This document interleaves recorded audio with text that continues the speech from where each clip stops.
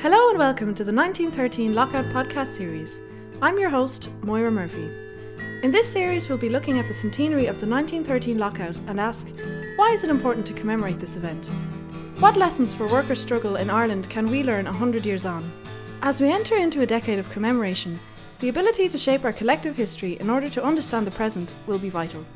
On this week's show we'll be talking about a particularly oppressed group within Irish society at that time, namely women. How they lived, the hardships they endured, but also the forgotten or downplayed contribution they had to the lockout itself and the historical accounts written thereafter. We'll be talking with feminist historian Mary McAuliffe and looking at a significant figure during the lockout, Constance Markievicz. We will also be interviewing historian and playwright Anne Matthews about her play Lockout, which is set during the Labour conflict and uses the life of its lead character, Ellen Byrne, to tell the story of working class women's experience of the time. Recently, we took part in Dublin's annual Feminist Walking Tour, which took participants from the north side of the city to the south side, exploring women's struggle, activism and their achievements throughout history. We're here with Dr. Anne Matthews, historian, writer and now playwright. Her play Lockout runs this week until Saturday, April 20th in the new theatre in Temple Bar. Okay, so can you tell us a little bit about the play, Anne?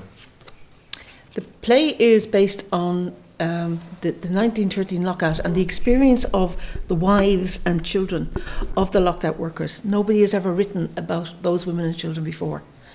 And it centres around Ellen Byrne. Ellen Byrne is my grandmother.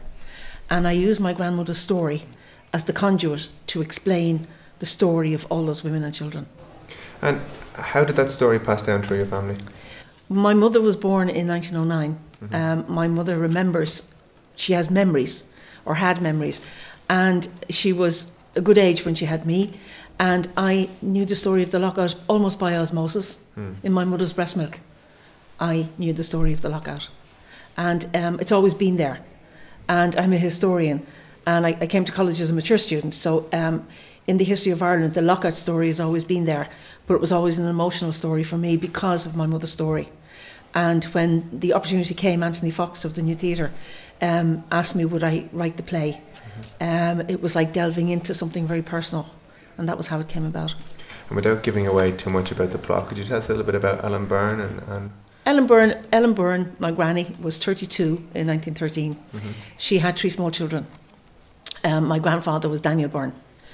And the play explores from her birth, her journey through meeting Danny Byrne, her family background, working class background, skilled and unskilled labour, how they interrelated with each other. And then I used the speeches of Larkin and Connolly at the relevant parts of the story.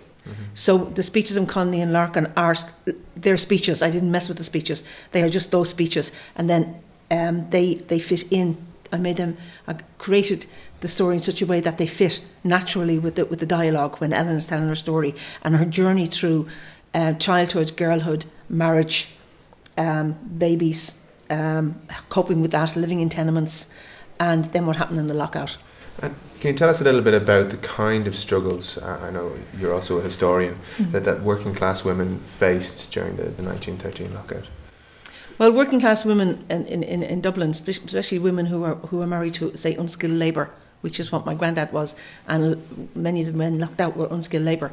They lived in tenements. They were very, very poorly paid, and they were just about able to put food on the table. They had a very, very, very basic standard of living, and living conditions in some of the houses were unbelievable.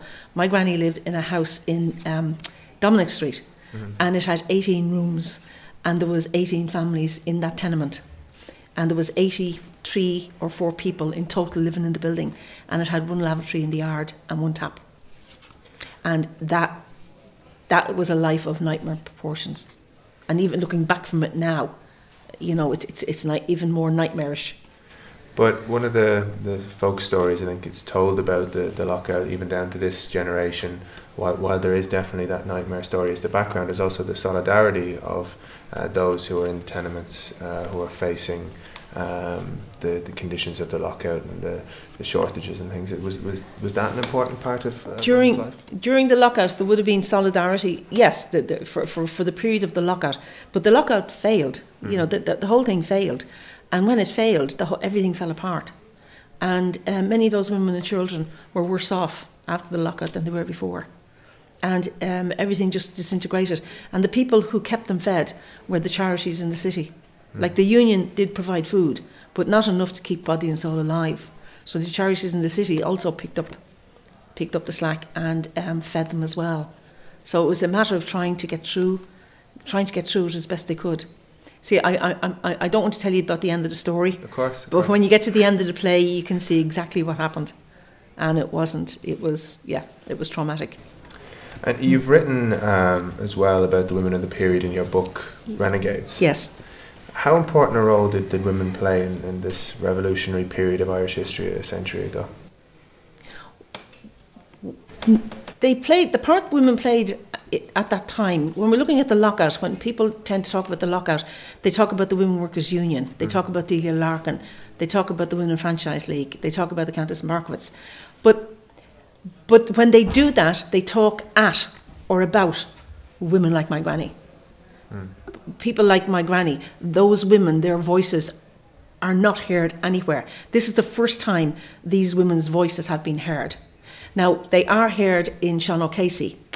Now, his plays veer towards caricature, and they are in Sean O'Casey. But this is a man's understanding of what those women were. Yeah. But I am a woman coming from a working class background, explaining who these women were, and that has never been done before. And my work, Renegades, comes from that. I really think social history is so important, and it's so underdeveloped in Ireland. And my book, Renegades, comes from that perspective. We must understand the different class systems. And even within the working class itself, there were layers. You know, the penny looking down on two halfpennies. There were layers.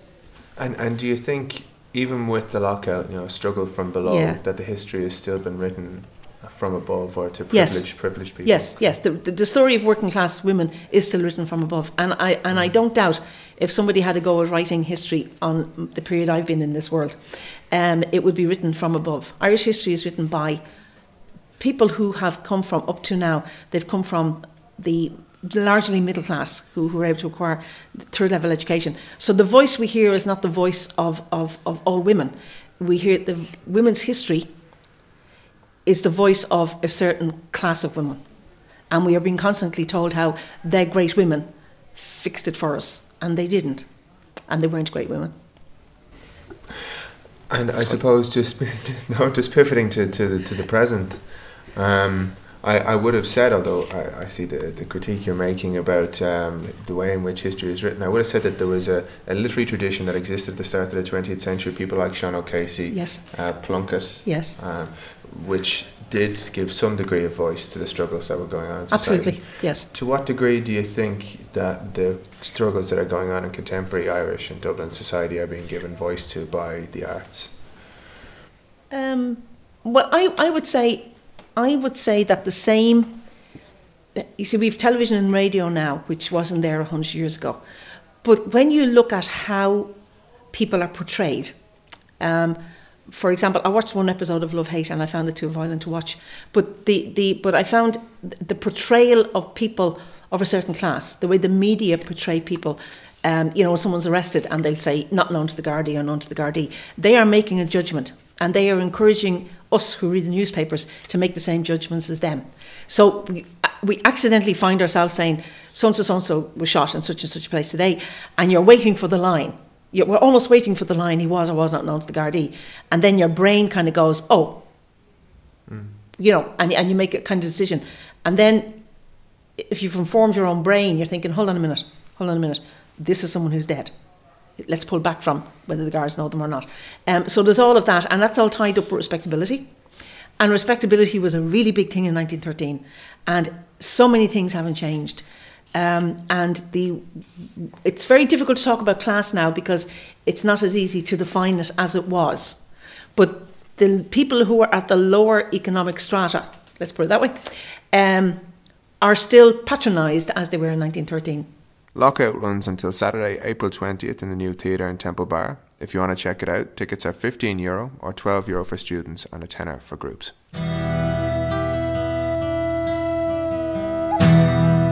While women's role in Ireland at the turn of the 20th century varied considerably by social class, it would be fair to say that most found themselves marginalised economically and living in a culture which defined their genders' roles in society in conservative and subservient ways. both owed much to the changes Irish society had seen in the 19th century. Most women living until the middle of the 1800s were peasants and had a more integrated and prominent role in the Irish economy. They worked on the smaller plots that made up the majority of the landholdings as farmers in the agriculture-dominated economy. Many were also craftswomen or weavers, providing essential income to households to supplement the largely subsistence work on the farm. But the catastrophic famine of the 1840s radically changed the nature of farming, consolidating swathes of land into larger plots which often employed seasonal migrant labour and had much less of a role for women. The Industrial Revolution in Britain similarly shifted the ground under Irish women's feet. Many of the economic tasks they had done in the home now moved to the factories and to working class men in thriving linen and manufacturing industries, either in the northeast in Belfast or in British cities. In the cities too, women had been at the heart of the workforce. Dublin, the second city of the British Empire until the Active Union began its demise in 1800, had large numbers of women employed as domestic servants or threadsmaids for the aristocracy. But these numbers saw a sharp decline when the aristocracy left, and it wasn't until the early 20th century that women's employment began to pick up again in clerical jobs and some of the larger factories.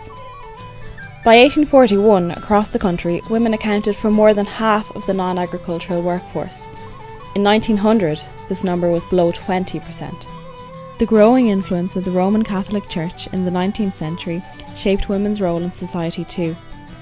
Under the suppression of the penal laws, the Church maintained the faith of the majority of the population of Ireland, but struggled to assert social and cultural influence. The rolling back of the penal laws coincided with the devastation wrought by the famine and created new openings for the Church. One of the ways they used this opportunity was to redefine the woman's role in family and society. Women, to be kept where possible from the world of work, were cast instead as the religious head of the family and the home. A campaign of support for devotion to the Virgin Mary was launched across the country to promote feminine virtues like chastity, loyalty and steadfastness. This new religious role for women was seen in an eightfold increase in the number of nuns in Ireland between 1841 and 1900, despite a halving of the Catholic population in general. Until the late 19th century, there was quite a liberal sexual environment for heterosexual women in Ireland. While women of property were forced by the social conventions of their class to be conservative, women of lower classes were freer to form short or long-term liaisons, and often with men of different classes. But by the 1880s this had changed, with the emergence of a universal notion of women's natural characteristics and appropriate female behaviour under church moral guidance.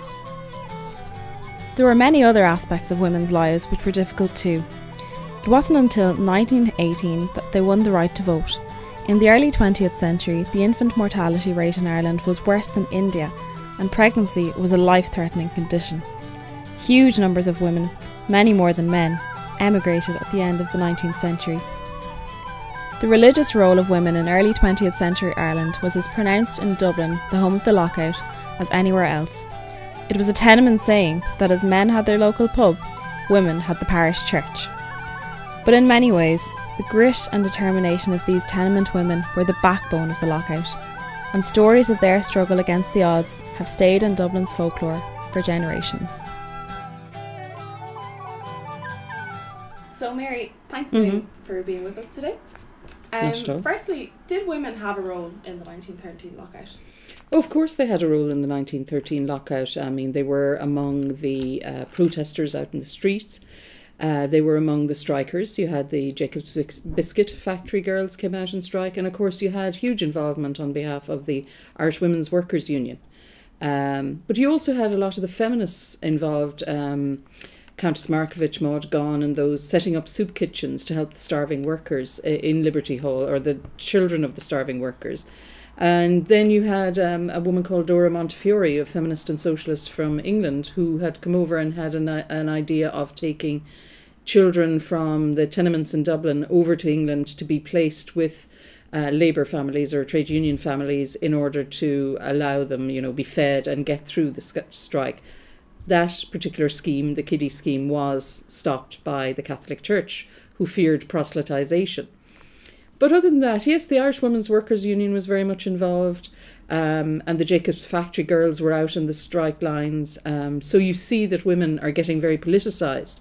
The feminist women, of course, are already politicised and involved. But you see now for the first time young working class girls becoming aware of oppression, becoming aware of their fight for rights, becoming aware of their position vis-a-vis bad pay and all that sort of thing. So they get very engaged with the 1913 lockout. Yeah. And do you think James Connolly was ahead of his time, you know, in relation to his counterparts?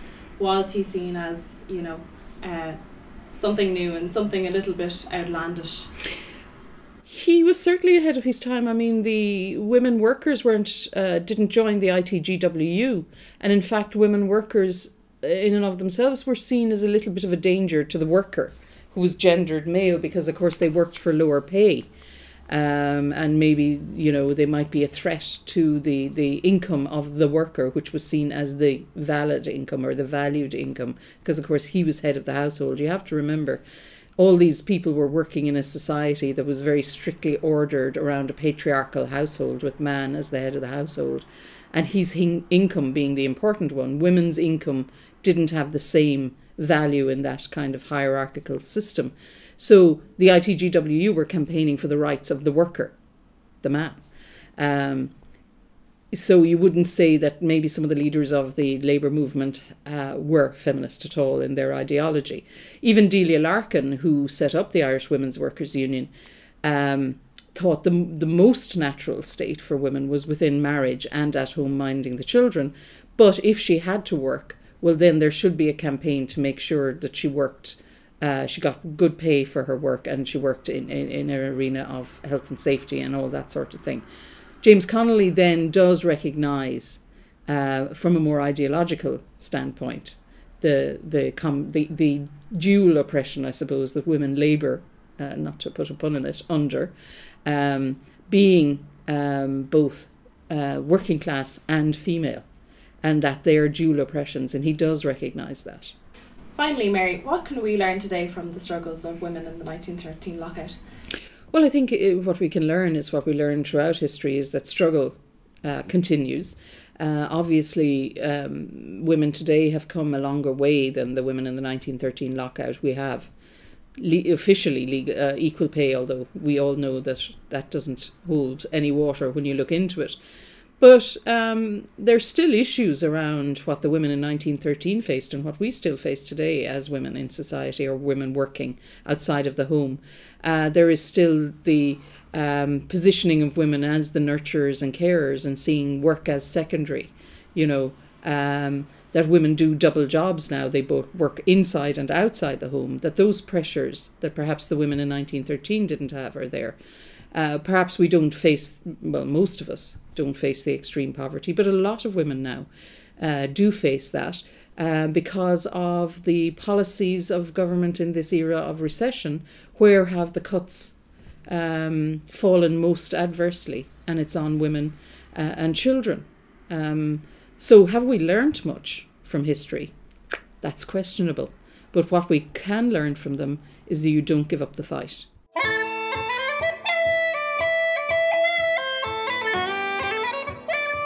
Nature should provide me with something to live for, something to die for. Constance or Countess Markievicz was an artist, playwright, actress and a revolutionary.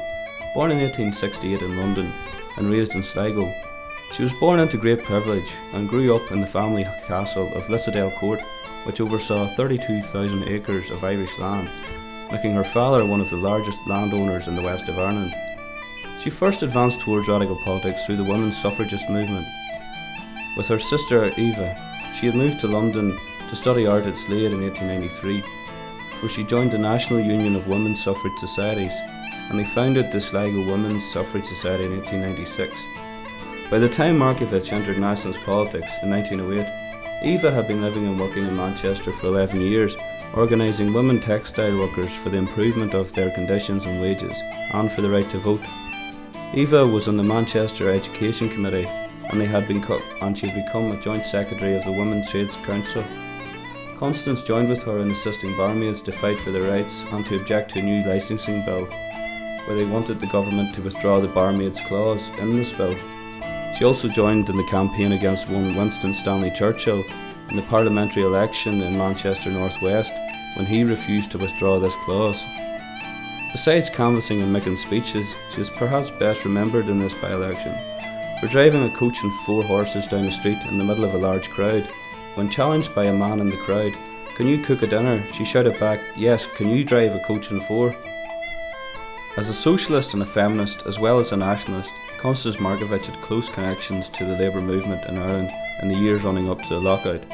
She first met James Larkin in 1910 and James Connolly shortly thereafter, and formed close political and personal connections with the men. Larkin she described as a primeval force rather than a man.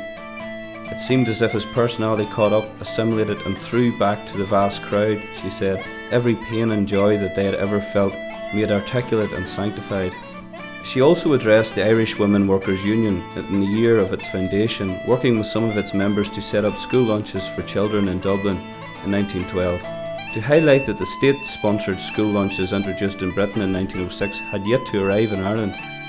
A year later, in the run-up to the lockout, when a warrant was issued for James Larkin's arrest after he publicly burned the King's proclamation banning assemblies on Sackville Street, it was to the Markievicz's residence in Surrey House that he went to hide, and it was there that he hatched his plan, in conjunction with Constance and her comrades, to sneak into William Martin Murphy's Imperial Hotel in Sackville Street on August 31st, 1913, in disguise, and to address the crowds below. In the brutal crackdown which followed James Larkin's arrest, Constance Markievicz was struck in the face by a policeman's baton and knocked to the ground. During the lockout, Markievicz worked as the administrator of the soup kitchens in the basement of Liberty Hall. The conditions were difficult, with only a handful of volunteers working to feed thousands as the city battled mass starvation.